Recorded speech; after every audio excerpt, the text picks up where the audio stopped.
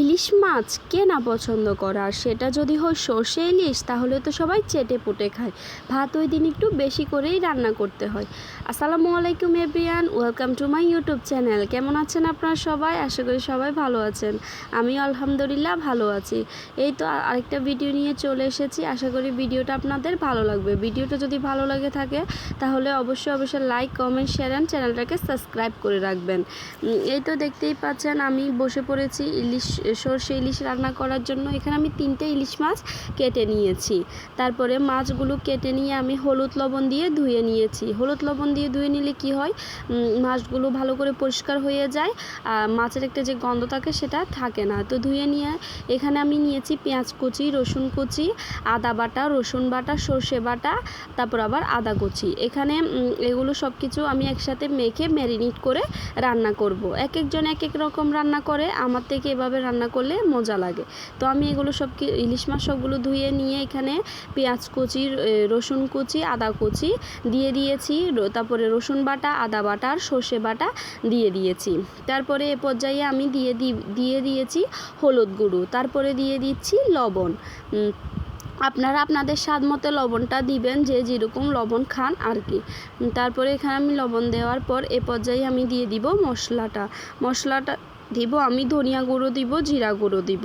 তারপরে এখানে দিয়ে দিচ্ছি মশলাগুলো দিয়ে দেওয়ার পর আমি দিয়ে দিব মরিচের গুঁড়ো। আমি যাতে মরিচের গুঁড়ো একটু বেশি করে খাই, মানে আমি একটু ঝাল বেশিই খাই, তাই আমি মরিচের গুঁড়োটা একটু বাড়িয়ে দিয়েছি। আপনারা আপনাদের স্বাদ মতো দিবেন। তারপরে সুন্দর করে সব কিছু দিয়ে একসাথে আমি ভালো করে মেখে নিব। মেখে নেওয়ার পর এগুলো আপনারা সুন্দর করে হাত দিয়ে আলতোভাবে মেখে নেবেন, যাতে মশলাগুলো মাছের মধ্যে ঢুকে যায়। ভালো করে মেখে নেবেন একসাথে সুন্দর করে। মেখে নিয়ে আমি কি করব, 30 মিনিট ম্যারিনেট করে রাখবো। এভাবে কি হয়, ম্যারিনেট করে রাখলে মশলাগুলো মাছের মধ্যে ভালো করে ঢুকে যায়, টেস্টটা অনেক দারুণ আসে।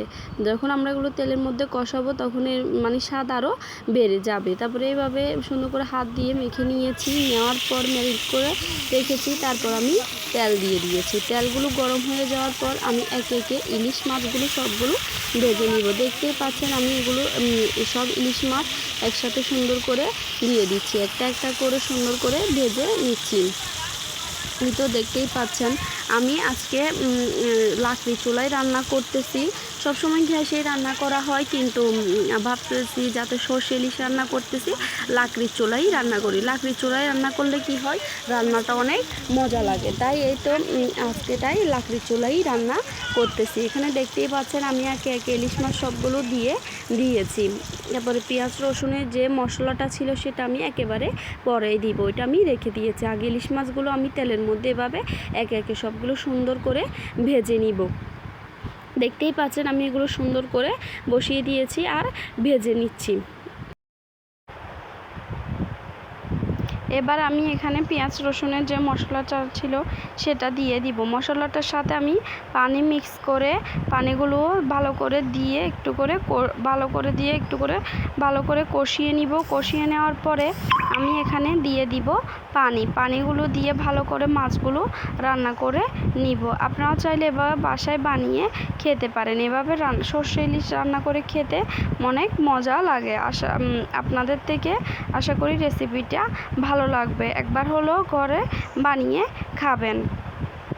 তো এভাবে ভালো করে সুন্দর করে দেখতেই পাচ্ছেন কি সুন্দর করে তেলের মধ্যে কষানো হচ্ছে, আর কি সুন্দর একটা কালার আসছে। আর যাতেগুলো লাকড়ির চুলায় রান্না হচ্ছিল, তাই মানে মাছগুলো খেতে অনেক মজা হয়েছে। লাকড়ির চুলায় যে কোনো রান্না করে মানে খেলে মজাই আলাদা, টেস্টটা আলাদা হয়। লাকড়ির চুলায় রান্না করলে কি হয়, ওই মানে একটা ভালো টেস্ট আসে। তো এই তো দেখতেই পাচ্ছেন আমি মাছগুলো দেখতেছি, মাছগুলো অনেকাংশ হয়ে গিয়েছে, মানে মাছগুলো আমি এখন নামিয়ে নিব। দেখতেই পাচ্ছেন মাছগুলো হয়ে গিয়েছে, আমি এখন নামিয়ে নিব।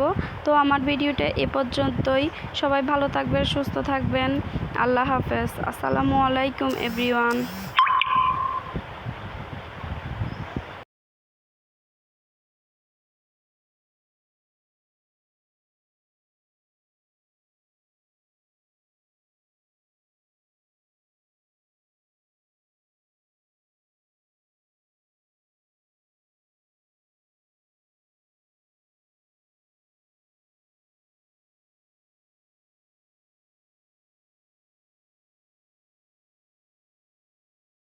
আপনারা চাইলে আপনারাও এভাবে রান্না করে